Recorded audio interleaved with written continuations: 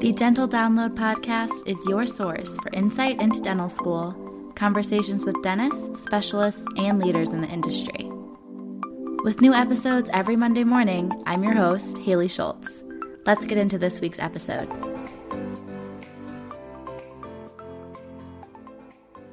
Hello, friends. Welcome back. Happy Monday. Welcome to a new week.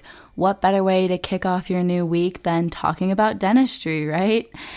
So if you're new here, my name's Haley. I'm a third-year dental student at Michigan, and I host this podcast every other week. We have a guest from some aspect of the dental industry, usually dentists, but sometimes other people giving us advice on finances, careers that are not clinical, investments, student debt, all of those things. And then the other weeks, I sit down and chat with you all about things going on in my life in dental school, my experiences, my advice, so probably more applicable to dental students and pre-dental students in these episodes. And this week would be one of those episodes where I'm going to be chatting with you all. This week's topic is time management in the scope of scheduling my clinical week. Now that I'm a third year, I'm seeing patients for a lot of my week, and as the semester goes on, it's going to be more and more patient care. As each semester of dental school goes forward now, more and more patient care. I'll kind of get into the process of that in this episode, but we're going to talk about how I schedule out my week to meet our clinical requirements while also maintaining other important things in my schedule. There's definitely a lot of challenge that comes with this because the patients are real people too, so you have to try to accommodate their schedules. It's so different than showing up to lecture in lab first year, going in to practice on your mannequin whenever you want, getting that repetition, gaining that skill. Now you're working around other people's schedules and dealing with people in that aspect, dealing with clinical faculty, working with classmates, working with assistants, working with all different kinds of staff around the dental school, as well as I said, the biggest thing is the patients. And then we still have lectures and labs on top of all of that, plus everything that I want to do in my own life outside of dental school. So that's really the scope of this episode, how I fit it all into the week. So without further ado, let's get right into that topic.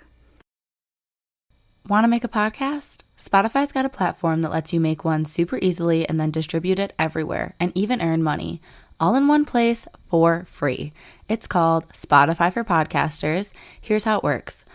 Spotify for Podcasters lets you record and edit podcasts right away from your phone or computer, so no matter what your setup is like, you can start creating today. Then you can distribute your podcast to Spotify, but also everywhere else podcasts are heard. Video podcasts are also available, and you can earn money in a variety of ways, including ads and podcast subscriptions. Did I mention it is totally free, no catch? I've been using Spotify for Podcasters since the very beginning of my show, and now we're nearing our 200th episode. So I can definitely say it's an easy platform, and I've really loved using it. So be sure to download the Spotify for Podcasters app or go to www.spotify.com/podcasters to get started.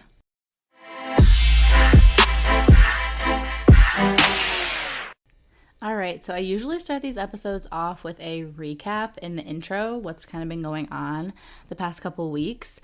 But since I haven't done that for the past few weeks, and this is a solo chatty episode anyways, this first segment is going to be our recap.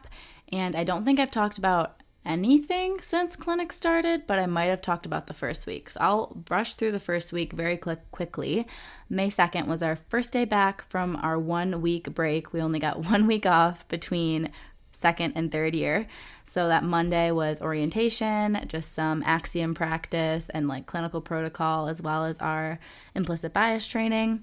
Tuesday, I jumped right in with my first 2 patient appointments and an assist. So I was an 8 to 5 clinic day. And then I had 2 executive board meetings. I had another executive board meeting on Wednesday and one on Monday. So Monday, Tuesday, Wednesday, lots of meetings.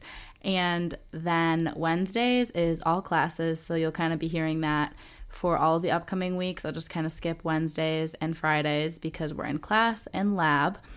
We have endo lab and implant lab, and then lectures for classes like pediatrics, head and neck anatomy, implants, special care dentistry, endo, fixed prosthodontics. are the classes we have lectures on, and some of them are online, some of them are in person, but basically that's every Wednesday and Friday, so we can't see patients at that time. But I'll put a little asterisk there because there is a correction coming in a couple weeks through this recap about that. And then on Thursday, I assisted twice and had my third patient appointment of the week.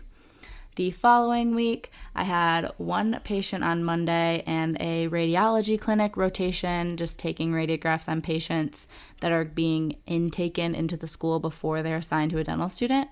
So that was my Monday, May 9th. And then May 10th, I had an 8 a.m. appointment that turned into the assist because a patient no-showed on me.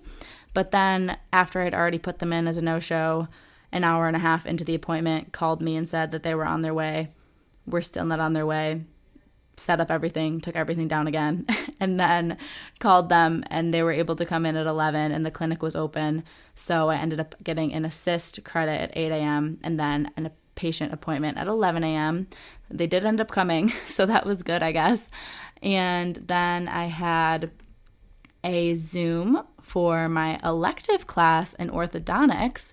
So we do have an orthodontic lecture, I believe, at some point this semester, as well as little rotations throughout the semester, but this is an extra that I'm doing. So we have Zooms once a month and then shadowing in the grad ortho clinic once a month.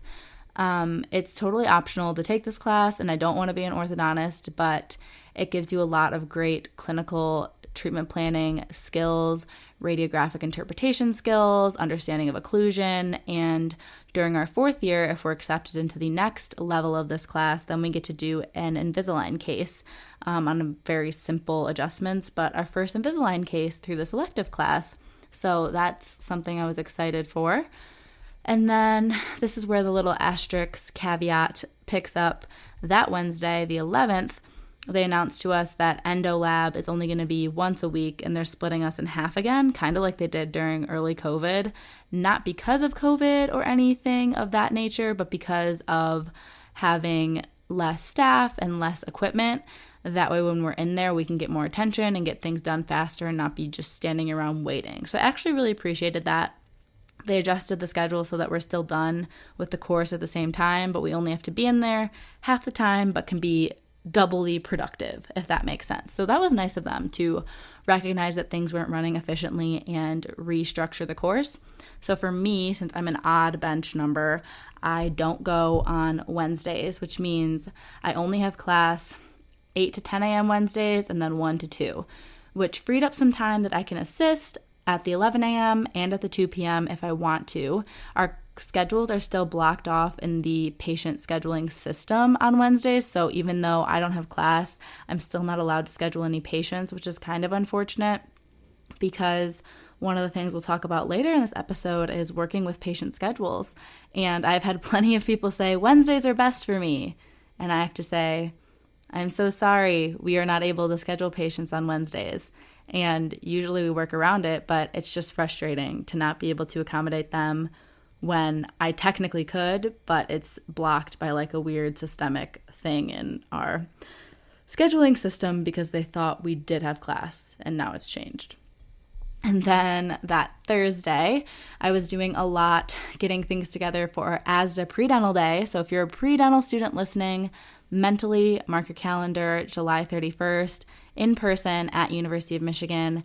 And this has very, very limited spots. So I will try to post the sign up on my Instagram like as soon as it's available, and we're going to email it out to pre-dental clubs in the state of Michigan, anyone on our contact list. I think there might be some pre-dental clubs in like neighboring Midwestern states, but if you want to have the best chance of signing up for one of those limited spots, follow my actual Instagram at Haley Schultz Dental. And then I did another assist and had a patient appointment. So that was my 3 patient appointments for the week, 1 Monday, 1 Tuesday, 1 Thursday. And we'll skip over Friday because it was just endo and implants again. And now we're up to this week where I'm recording. It's Monday the 16th. I had another standardized patient interaction, SPI, which are those virtual kind of teledentistry encounters that are graded with a rubric to kind of test our empathy and test our communication skills, and also knowledge of whatever the subject matter is. So this one was having a difficult conversation was the theme of it. And then the conversation was about the patient, and the patient either had HPV positive oropharyngeal cancer or their partner did. So you were kind of counseling them about risk factors that they can address, that they cannot address. For example, being male is a higher risk factor, but the patient can't do anything about that. But alcohol and smoking, they can control. So that was kind of the premise of that. I did pretty well. They said I was very empathetic, but I neglected to realize that eating vegetables is helpful and low vegetable intake is a risk factor. I was not aware, but now I know. And then at 11 a.m. I assisted, and 2 p.m. I assisted. On Tuesday this week, I had my own patient, an assist, and then my own patient. So pretty much I'm in school 8 to 5, sometimes 8 to 7, and that's like in clinic, in class, and then I'm usually there 30, 40 minutes before that, sometimes 30 minutes, 40 minutes at the end of the day, cleaning everything up. So more like 7 to 8 some days, or like 7 to 6. So very long days. And then I come home and I try to go to a workout class, or I try to do a workout class in the morning if I have time. If I have a patient, I just can't do a 7 a.m. workout class and get to the clinic by my 8 a.m. appointment. But if we have like a lecture that doesn't start till 9, or if I'm not assisting till 11, I'll take like a morning workout class. Or there's sometimes them at 5:30, 6, 6:30. So sometimes I'm able to fit them in, but not every day, which is what would be my goal. It's been okay though. I'm still working on it, and I might pick up the ClassPass app as well and try to do some workouts at some other studios, see if they have times that might also fit my schedule. But I'm trying to go to the Barcode, the studio that I am a member at, as much as I can, because I'm paying for a semester plan that's unlimited. So the more I go, the more value it is to me, like less price per class, basically. So that's a little recap on my fitness. But the first and second week of clinic, I was able to go like every day. Some days I did doubles, so that was really cool. But this week, being the third week, I was only able to go twice. Because yesterday, I'm recording this on a Thursday. So yesterday, Wednesday, I had a meeting 5 to 6, a meeting 6 to 7, a meeting 8 to 9, and a meeting 9 to 10:30 p.m. That one is with a lot of people all around the country, so there's all different time zones, so that's kind of why it was so late. But you can imagine there was no time for a workout class if I needed to be on camera, on Zoom, or in person from 5 to 10:30 p.m. So very busy extracurricular day. And that was just another day of class and assisting. And then today, Thursday, I had a patient at 11 of my own. And then at 2 p.m., I did something that I'll explain how it works later in this video, but it's essentially where I perform the procedure for a D4's patient, and then both myself and the D4 get credit for it. The D4 is, we kind of flip spots, and they're the assistant, kind of like a mentoring thing and an opportunity for D3s to get more exposure if they don't have as many patients with needs or just as many patients in general. So that kind of catches us up to right now. And then the reason I'm recording this on a Thursday rather than usually like last minute Sunday night is because I'm going to visit my parents in Florida tomorrow night through early next week. So I'm super, super excited to see them. It has been so long. But looking at this, it seems like this is a very long recap, and I still gotta do part 3 and part 4 of this podcast. So I will wrap up this little recap here, and then we will jump in to the next part, which is going to talk about how I schedule my weeks, what we're required to do, what I'm doing extra, what I'm doing outside of clinic, and how all of that somehow magically comes together to fit into 24 hours in the day with plenty of sleep. Okay, on to part 3 of this episode, how I schedule my weeks. So I'm just going to lay out like the facts for you guys that apply to everyone in my class, and then tell you how that is affecting what I'm doing. First off being, we don't have midterms until around June 15th, June 20th, those few weeks. So for me, I'm not really too focused on my lecture classes. Like, I'm present and I'm doing the work for the in-person stuff, and some of the online things I'm doing kind of at my own pace, knowing that early June I'll have to be hitting the ground running and making sure I'm prepared for those midterms. The other fact is that the labs, I kind of mentioned this in the intro, for endodontics and for implants that are Wednesday afternoons, Friday mornings, Friday afternoons, those are done, I believe, like June 26th. So the last week of June, and then after our 1 week off in July and in August, so the rest of summer term from the end of June onward, we're allowed to schedule patients all day Friday, or we can be assisting, or we can be doing those same days, which I will explain. So that's really great. And then the other rules for us third years is that we are limited to scheduling 3 appointments per week, but you can have extra appointments if they follow certain guidelines, and timelines is probably the most important thing to emphasize there. So the timelines and bonus appointments, one of them is an example of what I did today. That same day is what we call it, which is where a 4th-year student has a patient with a single-day procedure, so this doesn't apply to crowns and dentures, RPDs, anything that's multiple appointments, but a single restoration, like a cavity prep and fill, prophies, exams, those things can all be shared, essentially.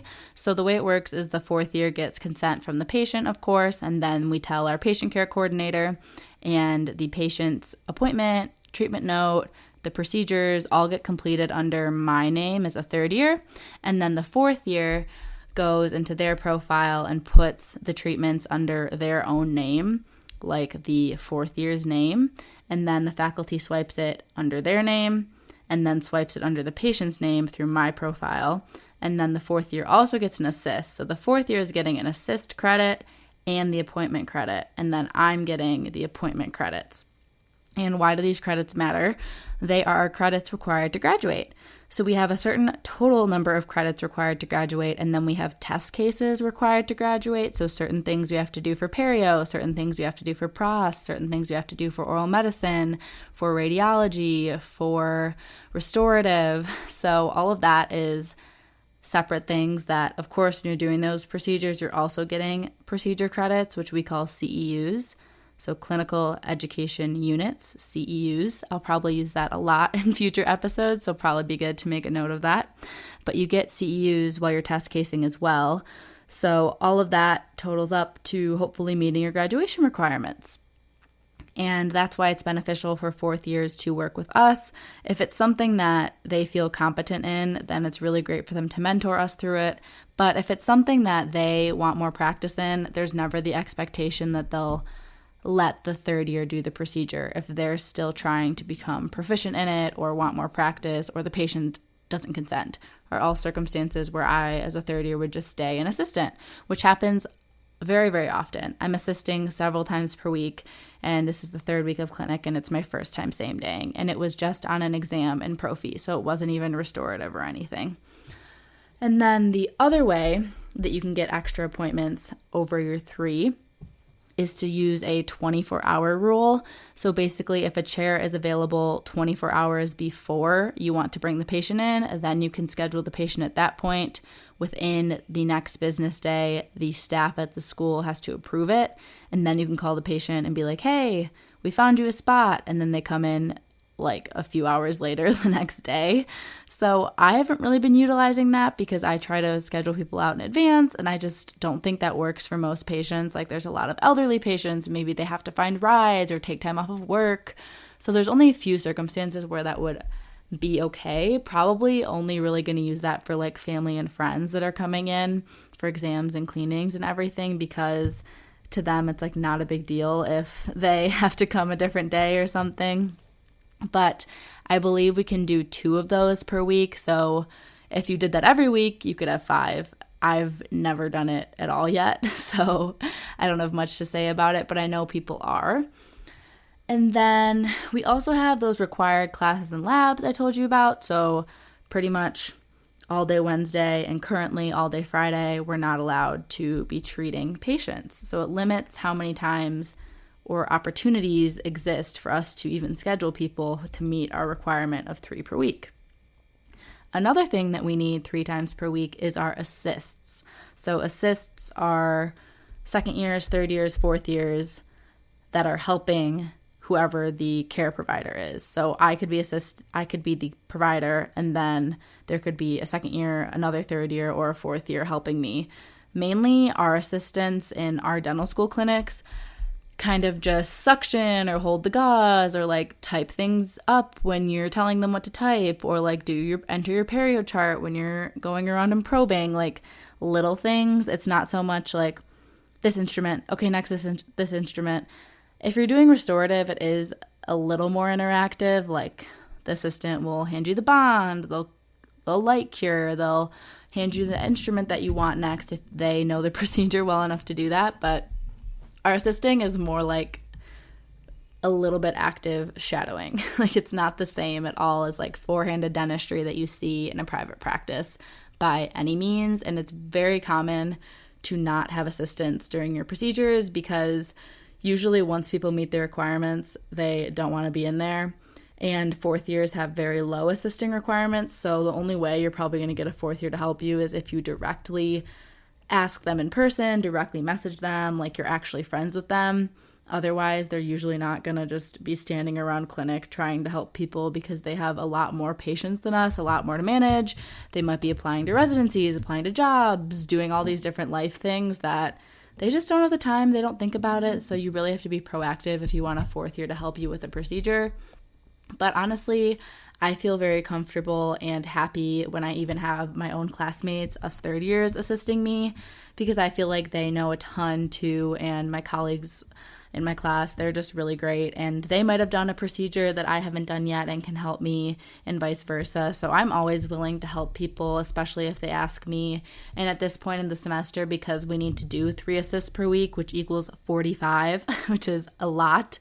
For context, past semesters, we've had 5, and then the start of D2, we had 12, then we had 15, then we had 16, and then now we're third years and it's 45. So that's a really big jump, but it's okay. I love being in clinic, and sometimes it might be boring or stressful, but most of the time I really do love it. And even in those appointments that have those dull moments, there's always something that I gain from it. So I do really appreciate the opportunity to be in clinic. I'm so glad that we're able to be seeing patients, treating patients as much as we are. I wish that I could schedule more than 3 appointments per week without all these different caveats and rules, but it's okay. I'm, like I said, grateful for what I can do, and my patients themselves have been really, really awesome. I've only had that one patient that no-showed, and then they still ended up coming in later in the day, so I really can't complain. I've had classmates whose patients, they really can't get in touch with anyone, or they schedule people and they don't show up. They've only seen a couple patients of their own because people keep not showing up, so I'm very grateful for my patients and the connections that I'm starting to form with them. And I think that once they come in and meet me, hopefully they like me and they're willing to keep coming back for their future appointments. So the other thing that I have to put in my week throughout those days of Monday, Tuesday, Wednesday, Thursday, Friday is I'm trying to fit in those workout classes that I mentioned in the intro, as well as clubs, club events, extracurriculars, all of that. And it's a lot as a position, I just really try to help out anyone and everyone in positions if they are studying for boards right now, studying for residency exams, have a lot going on in their personal life. Like different people on our committees like have times that they're really helpful throughout the semester, and then times that they let me know like, hey, I'm not going to be as present, and that's okay. I'm just grateful that they're like communicating that with me. But it's those times when then I am taking on part of their roles and responsibilities to making sure whatever events that we do annually or that we want to put on for our members still happen. So that's been pretty busy with ASDA, a little bit with AAWD, and then still pretty busy with Christian Dental Association. And I've been loving everything. It's been super, super, super rewarding. And I'm just really excited for fall to come. We're even thinking about fall activities already. And we're so excited for the incoming first years, class of 2026, to start at Michigan. They start June 20th. So we've got a lot of events planned for them across the different clubs that I'm in and just through like school-wide student council.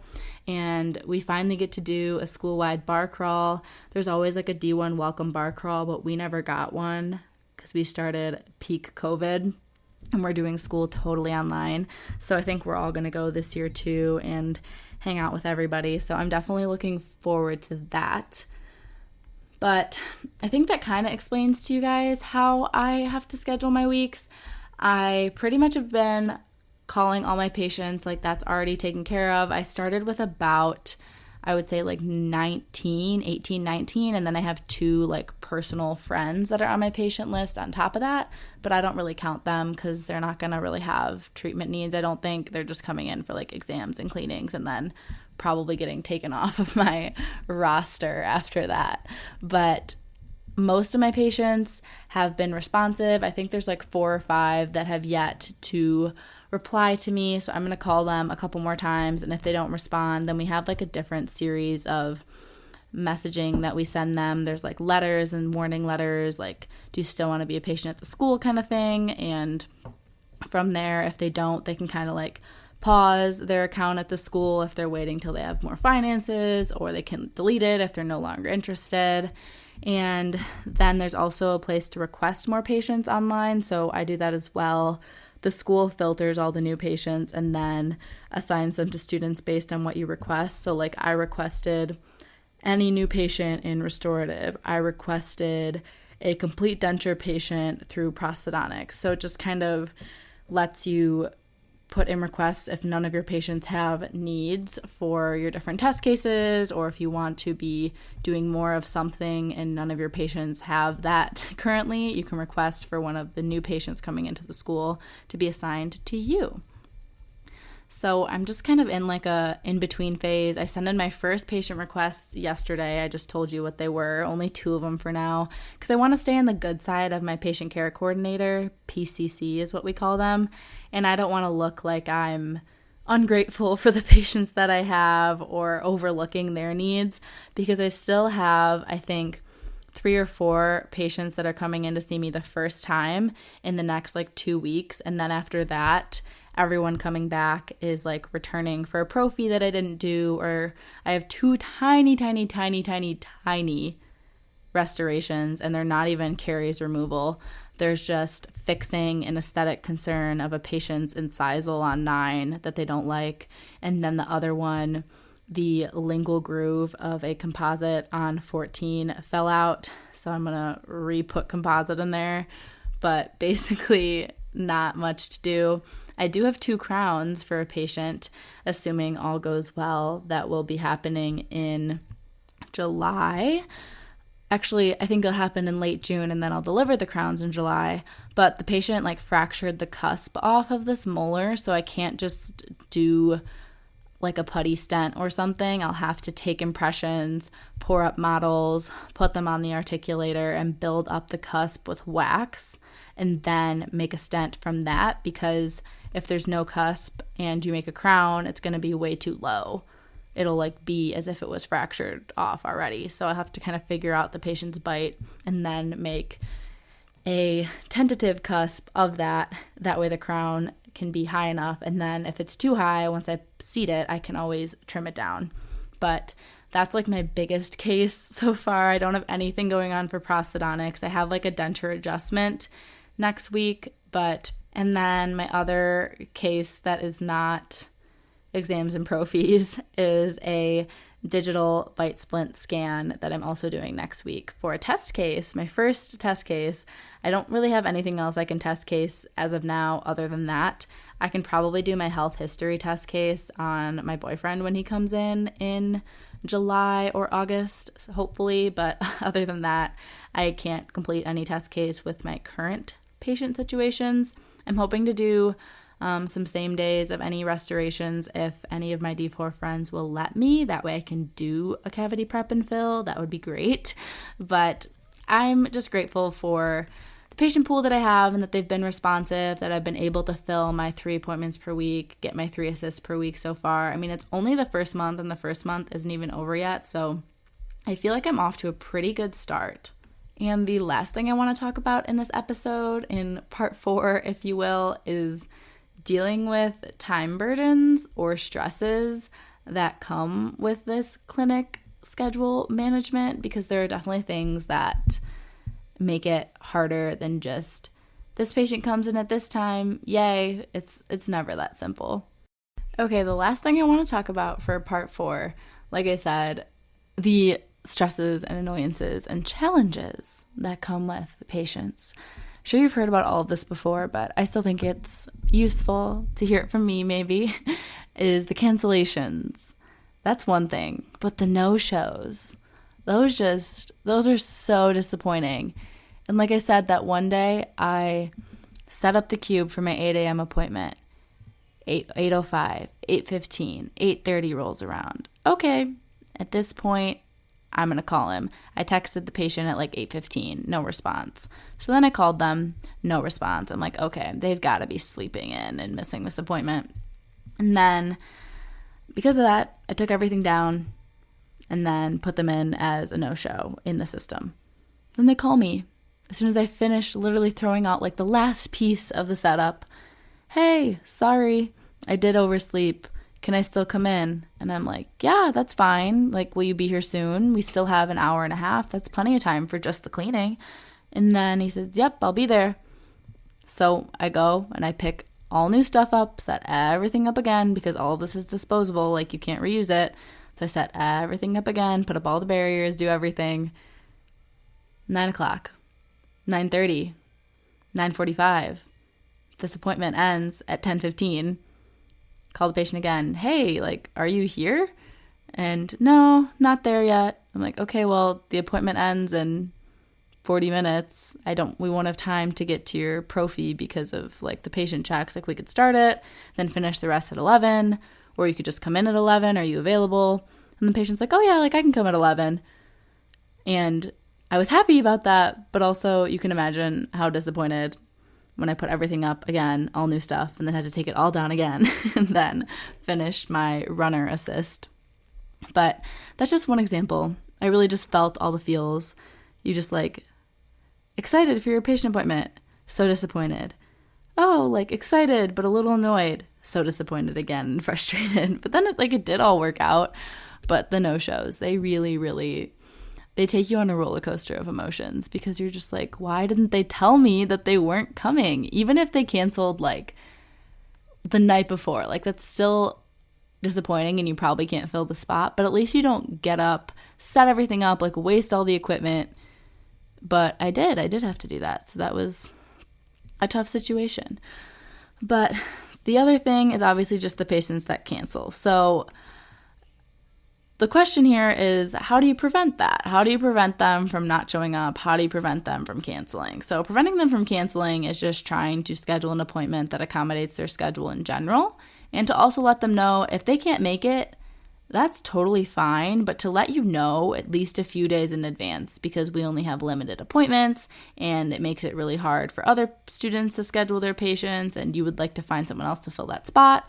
So if you have a good relationship with them, they can respect that, and I've had people let me know like well in advance that they need to change their appointment date, and that's really not a big deal. But avoiding the no-shows, the question is like, how often do you call to remind them or text to remind them, depending what the patient prefers. And for me, I've been trying to text them a week before, because some of these I scheduled like in April, right when I got my patient list. And then I've also been trying to text them the day before, because apparently our school sends them like an automated phone call message 2 days before. So I don't want to call 2 days before or text 2 days before and like annoy them. So I do 1 week before and then the day before. And if I hadn't heard anything from them, you still have to honor their appointment and assume that they're coming, but you kind of go into it like, I don't think they're going to show up if they haven't responded to my attempts to confirm the appointment. And you don't want to say like, hello, you have an appointment at this time, period. You want to say like, hi, so-and-so, just confirming you're still able to make our appointment on this date and time. That way they know that you're expecting a response. And the next thing is patient dialogue and building relationships. I kind of talked about that with like connecting with your patients and building that trust, building that respect, because you're a brand new person to them. Like you have to earn their respect, you have to earn their trust, and you have to treat them well. And despite whether things might frustrate you or confuse you or not make sense or just any different opinion that you may have about what this patient encounter is like, you still need to treat them all exceptionally well and with a friendly attitude and with grace, and assume that this could be someone's worst day. So you don't want to be judging people in a vulnerable position at the dentist when they might be very apprehensive and uncomfortable. Maybe they've had really bad experiences before, or maybe they're just having a bad day. So I always try to remind myself of all of that. But like I mentioned earlier in the episode, I've been super lucky. My patients have 99% been like so pleasant and awesome, considering again a lot of people hate the dentist and the school is like 3 times slower than private practice, so it's just very different dental experience. But they're coming here for a reason. They're all patients that the school has had for a while, and they were passed down to me from my student that graduated, so now a new dentist that graduated their 4th year. So they know how the school works. Like they're not going to get super frustrated with the waiting or with the faculty checks because they're used to it. They're coming here for a reason, whether it's financial. Some people have insurance and could go somewhere else, but they like that you're getting multiple faculty checks. You're getting all these amazing dentists taking time to sit with you, to explain things with you. Like some people's frustration with dental, with healthcare, is that they feel like they're not understood. They feel like they're not listened to. They feel like they are told, this is what's wrong, this is what you need to do, period. They don't really feel like they have autonomy or understanding, and they don't feel empowered to make their own healthcare decisions. So that's something that's very important to me in general with my patient communication, is as much education as I can. Obviously, as a student, I'm still trying to learn as well, so that's where the faculty are so helpful. I can ask them questions like, how would you handle this situation? How do you like to do this certain procedure? What kind of treatment plan options would you offer when we have this presenting in a radiograph? Like I'm still learning, so I try to get as much information as I can. So over time, I can hopefully be a better educator to my patients and make them feel empowered and in the know of what's going on with their own body and their own mouth. So that's its own kind of subject, like building relationships with your patients. Because during these like first exams, they're so slow. Like you can be waiting 5 minutes, 2 minutes, but you can be waiting 30 minutes for a faculty check. It just depends how busy they are. And like if you're picking a popular faculty that people like to work with, you can be waiting a long time. So you have to be able to kind of make chit chat, make small talk with your patients. And it's a really good time to get to know them during that downtime. And you can kind of see what topics they like talking about. They kind of get that little like twinkle in their eye, like maybe you're talking about their grandkids, maybe you're talking about sports, maybe you're talking about their job if they're really passionate about it, or hobbies that they have, or things like that. So I've been trying to do that. It's definitely a skill, the small talk, the chit chat, but hopefully I'll also get better at that. And then the other thing is like working out the timing. So I said you can wait a long time to see faculty. So do you wait to request the faculty till you're actually ready for them? Or do you request them when you're almost ready because you know it's going to take a few minutes anyways, and by the time they get there, you'll probably be done? Those are like your 2 options, and I do a little bit of both, depending on how long the list is, depending on what I'm doing. Like if they got there and it wasn't done, would they be really mad, or would it be like, okay? So it kind of depends what I'm doing, and you have to know the different faculty and know your own speed, know what you're doing, and if it's okay that it might be in progress when they walk over or not. Like if you call someone over when they have a really long list to check out and then your note isn't done and you're still finishing your cleaning, they're going to leave and then you're going to go back to the bottom of the list anyways. So it just kind of depends how prepared you are and like what's done and what isn't. And then the last thing I wrote down to talk about with the challenges and like stresses of managing all this is finding assistance, especially now that I'm like a third year and there's a lot of things I don't know. I'm fine with exams, prophies, whatever. I honestly feel okay with restorations, even though I haven't done any on patients yet. I'm just not comfortable with prosthodontics at all for the most part. Like crowns are one thing, but I'm talking RPDs and dentures. So I try to have fourth years assist me, but they're always like on rotation or not available, or they have their own patients. So it can be really hard to find assistants, even in your own class that you want to work with, because everyone has their own patients. Everyone has different little rotations and things. So it can be challenging and make it stressful if you feel like you're going to go into this appointment kind of not knowing what's going on. Like we can reference our old lecture materials and things, which I do, but that only helps so much. It's not the same as like a real world scenario. And each one I know I'm going to understand more and be more prepared for the next one. And like that's why the faculty's there. But I'm telling you, the faculty are so busy that you feel really bad if they have to walk you through the entire procedure, because they don't really have the time to do that. They can help with a few things, but they can't do the whole thing for you because that's not what school is for. So you do have to know a bit, or like have someone assisting you that can kind of tell you what to do. So that's another thing that makes appointments and scheduling a little hard, because if you like need a fourth year there, then you have to see what's available for the patient, but also ask this fourth year, like when they don't have patients, when they're not on rotation, when you can schedule this patient, and then hope it works in your own schedule too. So it can get hectic.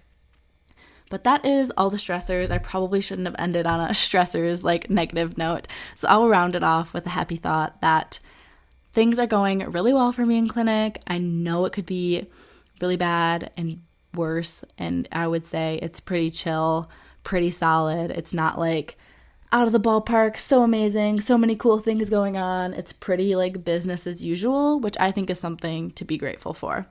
So that is everything for this week's episode on time management with dealing with the clinic situation now as a third year.